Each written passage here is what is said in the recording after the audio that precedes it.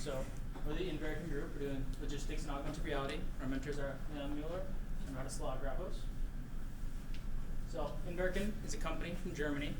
Got a couple locations, but their main base is in Hanover.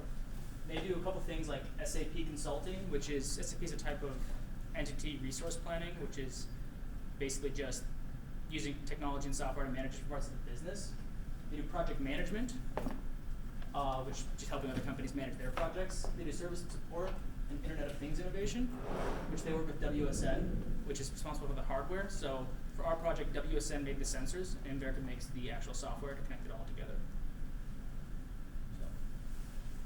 So the whole project goal was to develop an application that helps visualize data about sensors using, say, a smartphone camera, possibly AR glasses later on.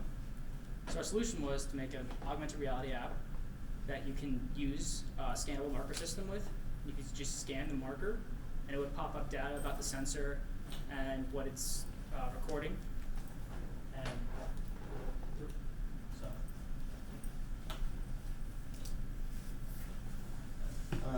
I'm Wyatt.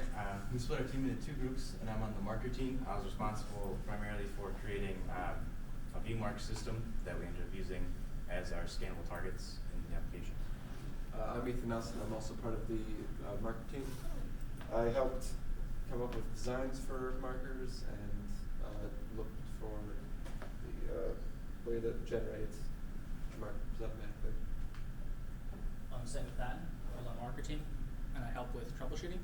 We had some issues with getting it all worked out so far. I'm Riley Moore. I worked on the interface team, and I was responsible for handling the automatic interface generation, the file reading, as well as the graph system. I'm Alexander Lepper. I was also on the UI team, and I mainly worked on virtual buttons for the UI. So, kind of our schedule. So the first one was needs to be able to scan the marker in order to view information about that. Now, it's not quite done. Still not quite linked together with some of the other stuff, and we're still working on getting from image targets to view marks, which will be explained later. We also need to be able to check a sensor's state value, so information about the sensor itself, such as battery life and whatnot. That's almost done. The last thing we really need to do is connect that to an actual database instead of using mock values. We also need to be able to check a sensor's state history, so that state over the past 5 hours or so. Same problem with the previous one. We're still using mock values for that. Haven't quite connected to the database. And the last one is we need to be able to create more markers automatically as the sensors are added to the system. And that one's just getting started so far. That's going to be the main focus of our next sprint. So that's why it's only 5% done. All right, so for our solution overview, I'm just going to explain what we're going to be talking about over the next set of slides. We're going to talk about the main engine and library we use to create our application. I'm going to talk about what our marker system is, it's ViewMarks, and I'm going to talk about our interface design, as well as how it's automatically generated, and I'm going to talk about how the virtual buttons work. So Unity and Vuforia are the driving forces behind our project right now. Without either of them, it just wouldn't work. And if anyone's familiar with Unity, it's most likely due to the fact that it's a pretty popular video game development engine, but it can be used for a wide variety of different use cases. For example, it's great for prototyping. You can run simulations. You can even configure it to do training for machine learning algorithms. For our use case, though, it was exceptional because it allows for high user interactivity. We are developing for multiple platforms, namely smartphones and potentially AR headsets. So we need to be able to prototype and rapidly test different forms of interaction with these different pieces of hardware, and Unity allows us to quickly develop these new interaction techniques. Unity also allows for exceptional back-end automation, which is a large part of our project. Pretty much everything in the end is ideally going to be automated one way or another. And then Unity is also reasonably scalable. You can run it, you can start it as just a small single-person developer, and you can scale it up all the way to the entire companies. Vuforia is probably one of the best commercially available augmented reality development kits right now, and it goes hand in hand with Unity. I believe back in 2016 they had a partnership where Vuforia was merged into Unity, and they basically just created one of the most powerful augmented reality development environments available. Vuforia also lends itself exceptionally well to our needs. It handles pretty much everything for augmented reality just out of the box. It handles image scanning, and it can handle multi-target scanning, which is useful for our use case. These markers will be used in potentially warehouses, stores, and they may be tightly compacted, so you need to be able to see more than one at once. And in addition, it supports native marker generation, which we need for later parts of the project. I'm going to pass it over to Wyatt to explain what view marks actually are now. So for our marker system, we're trying to create, we had to come up with a design that was simple enough to be scannable by an AR camera from ranges, they wanted 10 to 30 feet about approximately, and it had to be iteratable, I guess, so it come up with different, like they had to be unique, each marker had to be unique, and they had to have it scalable of up to 100,000 plus unique targets. So we spent some time looking online for different pre-existing options. Then we went through the views, we found a couple, but none of them felt right. And so we found view marks, which are actually created by Vuforia, and they're designed specifically to work with Vuforia using your company's logos. And so I designed a view mark here. This is the original one. And this one has up to 10,000 unique iterations. And we scanned it, and we developed it, and we tried to implement it into the application, but it ran into a bunch of problems. It just wouldn't scan, nothing would pop up, it wouldn't register, and so I asked my teammates, like, you guys run this on your system, maybe it's something with my computer. They tried it, didn't work for them either. And so I ended up trying like a sample view mark, which worked, so it led me to believe that my view mark was the issue. So I created a couple different ones, just a bunch of different tests. I came up with like 15 different view marks trying to test to see what the problem was. First I thought maybe it was the blinkers, like there's a black one and a white one, and on my previous one, the white ones had an outline, so I thought maybe it was the problem with the outline still being there. Still didn't work. I thought maybe it was they had to be they're too close to the border, still didn't work, and then I thought maybe it was the circle design, so I came up with the square one, and that worked. So I figured it just didn't work with circles, so I created a new view mark, and this is my second design, which it worked. This one, when we put it in the system, it worked, and I was able to scan it. But it would have problems sometimes if you rotate your phone or it was upside down or anything like that. And I went back to Vuforia's website, and it turns out they don't support, or if they do support symmetrical designs, but if you're going to have a symmetrical design like that, you have to create a way to indicate to the system what direction it's facing. And so our current view mark design, I just had to add in a little dot there so it knows what's up and down. And this one has up to 100,000 unique iterations, and it gets that in between 10 and 30 feet, which is what they asked for. So it's a perfect system for our application. Mm-hmm. All right, I'm going to explain what our interface is and kind of how it functions and how it's put together now. Similar to the view marks, it went through several iterations. This was our original design. It may be familiar to some people that attended our in-class project update. We weren't exactly sure what we needed to include on the interface at this point in time, and so Inwerken provided us mock data, and we just put up the data that was immediately relevant to the user. We put the identification value, we put the material the marker was tracking, we put the battery life, the signal strength, as well as the sensor values that are attributed to that marker. The issue was that A, it's kind of plain looking, right? It's not too interesting. And B, it has an issue that it's not really scalable. Different units of the sensors will have different amounts of individual sensors inside them, and this one doesn't take that into account. The entirety of this interface is, you could say it's hard-coded. It's just basically an image. So we didn't solve that until the final design, but for the second design, we tried to solve the issue of it looking kind of boring. And this is around the time Wyatt came up with his first design for the view marks. It was a circle. I thought it'd be kind of neat to introduce a circle into the actual interface design itself, and that's where the main ring came around. And we tried, well, this is around the time Inwerken also asked us to include language support for multiple languages, because we're a mainly English-speaking team, and Inwerken is based in Germany. Our mentors do speak English, but just for the sake of ease of testing, they would like it in German as well. So we tried implementing more symbols into this one. As you can see, we don't have the signal strength or battery life anymore. It's just the battery life and the signal strength symbols. The issue with this one, though, is that the battery life and signal strength just took up too much space, and the sensor states were too small. That was the feedback we got from our mentors, and so we went to go cover a different design. And we kind of just went back to the original.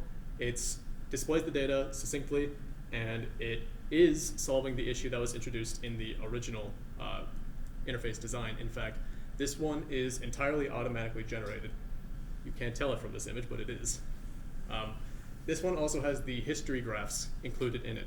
We didn't include those in the other designs because we weren't sure if we were going to keep them, but we decided this was the design we're going to use for the presentation demo, and so we thought it was important to actually get it implemented. Next, I'm going to talk about what the modular interface design is and how it functions.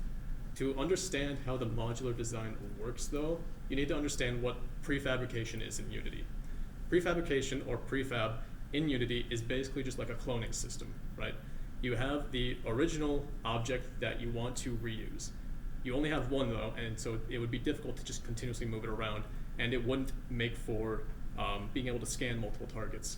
So you clone that original object as many times as you want, and you can put it and modify it as you need. That's basically prefabrication. So the way the modular design works is every interface currently has 4 main components and then an arbitrary amount of sensor components. The 4 main components are the interface top, the interface header, the interface body, and the interface bottom. Every sensor has those. It's just a part of what the interface looks like right now. In addition, they have an arbitrary amount of sensor components. This is what you saw in the other designs where it was saying sensor blank state, active or inactive. The way these are put together is through a script that automatically pulls data from a mock data file, which I'll explain in the next slide. It determines how many sensor components to add to the interface, and then it takes the location of the target that it's scanned in the virtual scene and builds the interface around that. And the result you see is the interface on the right, or something looks similar to it. The issue with that, just that part in itself though, is that you don't get any text, right? That's just the image itself for the interface. And so this is kind of where Sam was explaining we're using mock data values where we need to move over to a database. This solution is currently temporary, but for the most part it works. When a marker gets scanned, the script pulls away an identification value from the marker. It uses that ID value to determine which mock data file to then read, and then it calls a data parser to pull the information from that file and isolate it. Now, the issue with the data parser is the data that is obtained isn't easily legible, and it's not very good to put on an interface. So it's put onto a formatter. The formatter takes the values, formats them, and makes them look pretty and easily readable. Now, as I mentioned earlier, we mostly speak English. Our sponsor company is in Germany. We want to be able to switch easily between English and German to allow for testing purposes. So we developed also a translator. The values from the data formatter get sent to the translator. The translator then determines which language option it wants to read, or it wants to convert to based on user input, and then it writes the translated words over to the interface. Next, I'm going to pass it over to Alex, who's going to talk about what virtual buttons are, because we mentioned them earlier, and he's going to explain how they work. Okay, so Vuforia has a system for virtual buttons in AR. The way it works is you take an image target, like the one on the left, and you put a button on it, which in Unity's interface is a blue rectangle looking thing. The way it works is Vuforia can tell if you've covered that specific spot with anything else, based on whether or not it can see the rest of the image target, but not that spot. To add these virtual buttons is actually really easy in Unity, because all you have to do is click an image target, and there's literally a button that lets you add a virtual button to it. So from the beginning we thought this will be really easy, no problems at all. That didn't work out that way though. See, the only way to add them is that specific way. So if we're going to have tens of thousands, 100,000 markers, we're going to have to manually add a button every time. We thought we could do it with prefabs by turning the button into a prefab. That did not work. It broke the event handler script, and then the button would no longer be able to tell if you pressed it or stopped pressing it, which was not good at all. The other problem is they only work with image targets specifically. Since we're moving over to view marks are not image targets. So the buttons will not work at all with view marks.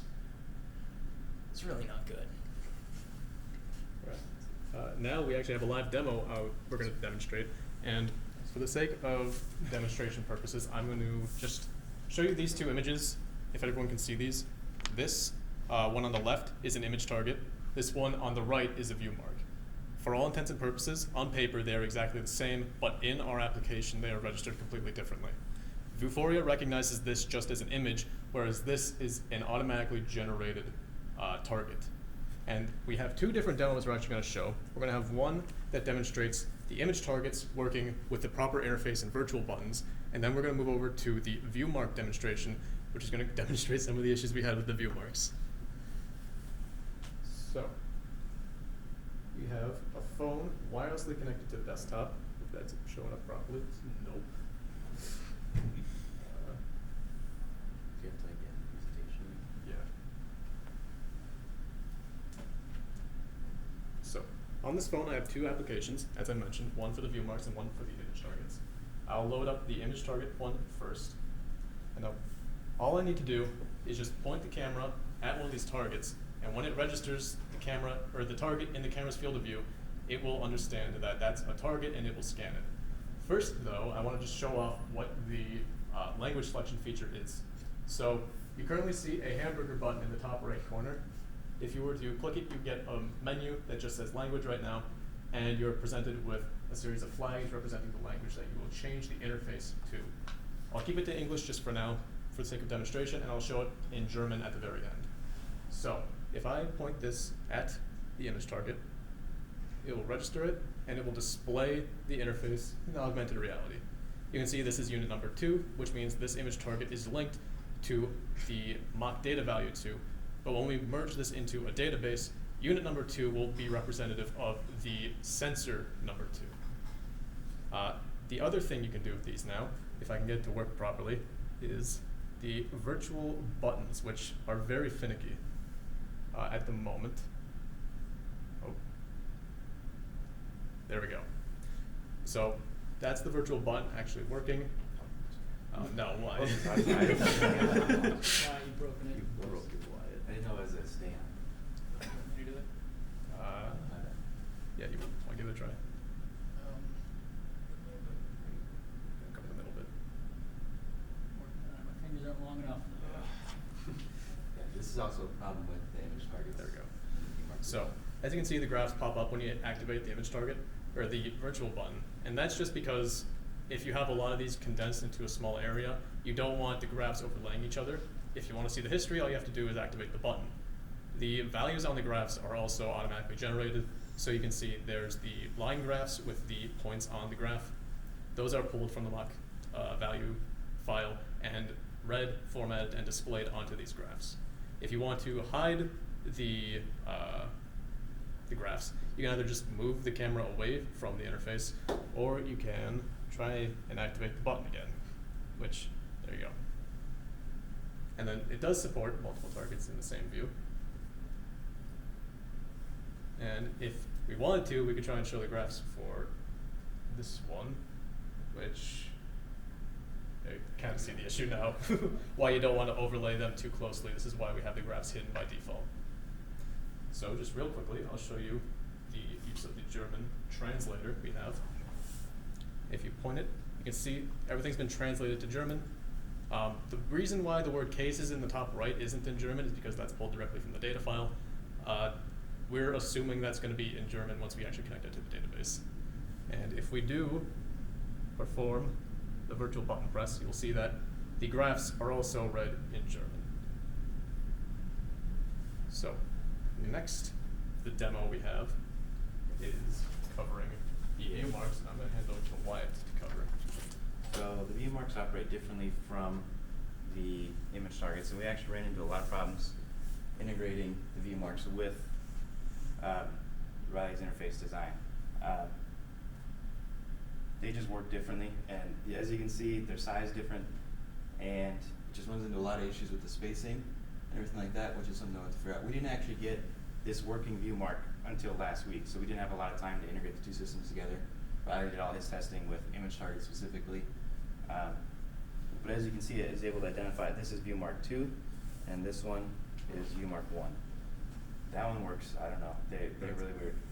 in that way. We also haven't been able to figure out multiple images when there's multiple view marks in there at the same time. Do they both say 2? Whereas if we were to cover that one, now they both, or if I were to scan this one second, now they both say 1. A lot of issues with view marks so far in this project. And Yeah. the main cause of the issue lies within the fact that view marks are fundamentally different than image targets in Unity and Vuforia. Yeah. So, take that back. We will go back to our presentation now. Okay. Next up, we're going to have Ethan talk about some risks and issues that we've encountered during this project. So most of these we've briefly covered, but we haven't gotten a AR headset yet, so we haven't had time to test with it. That might cause problems in the long run, like we might not have time to finish a working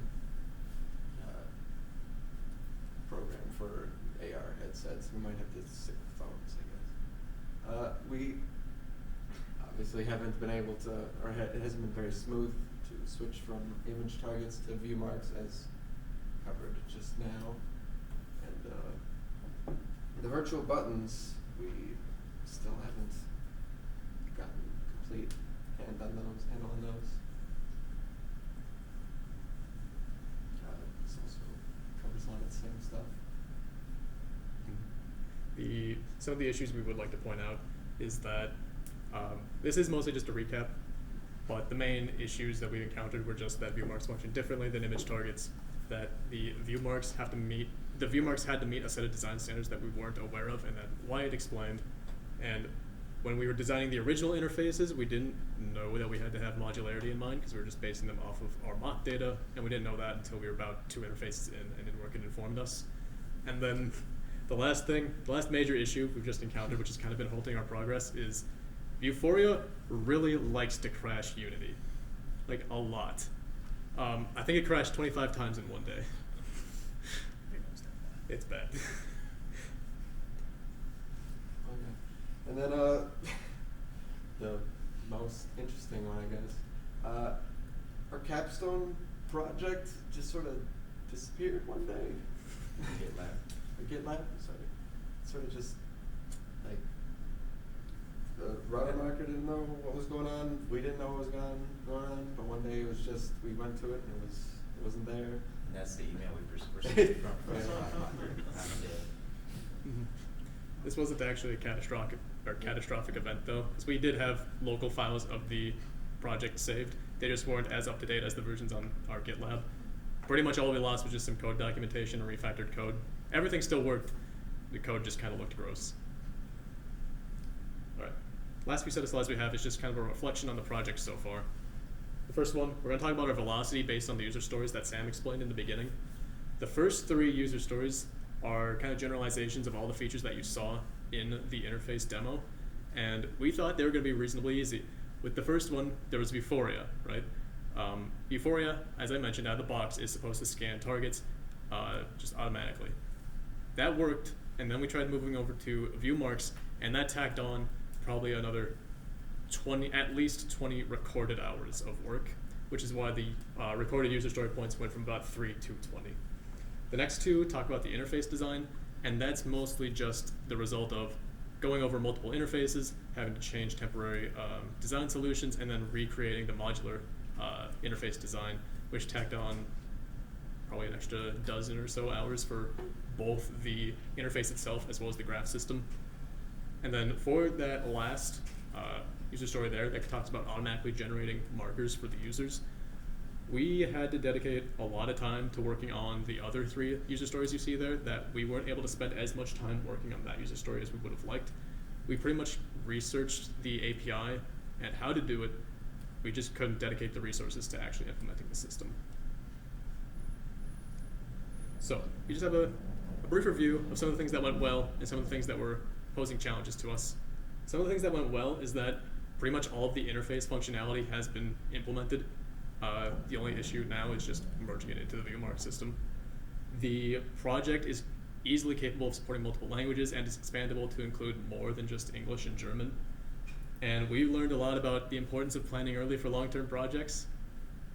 we said we would need 3 user stories, or 3 user story points for that first user story, and it took 20, and we're still not done.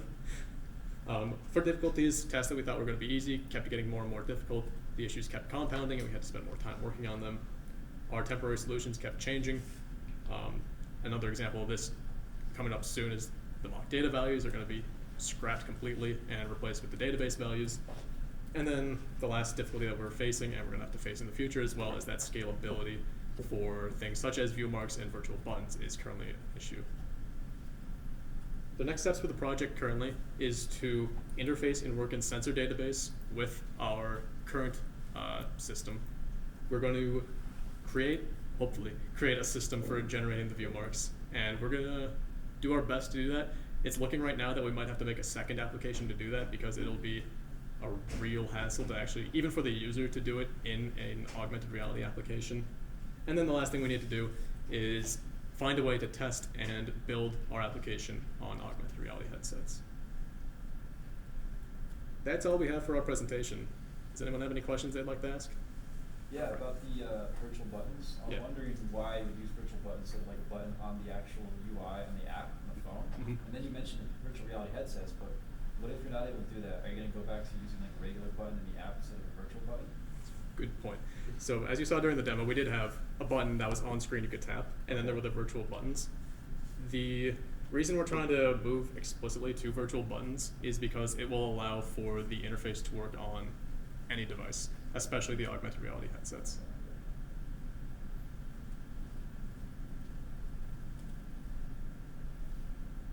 Anything else? So, this is super cool. Like, so going forward now, how, you had a nice, here's who's doing what. Is that still staying kind of the same, or are some of these new things, like an app to create the new view marks, are they, have you figured out who's doing what? It's gonna change a bit. I'm gonna do more database, working with the actual, like getting a link to an actual database instead of using mock values and whatnot. Mhm. Other than I think for the most part, besides Sam moving from the marker team to work on the database, I think the teams are largely going to stay the same. Yeah, market team will work on the application for developing new view marks using the API. We'll have to figure out how to integrate our systems, handle the database stuff,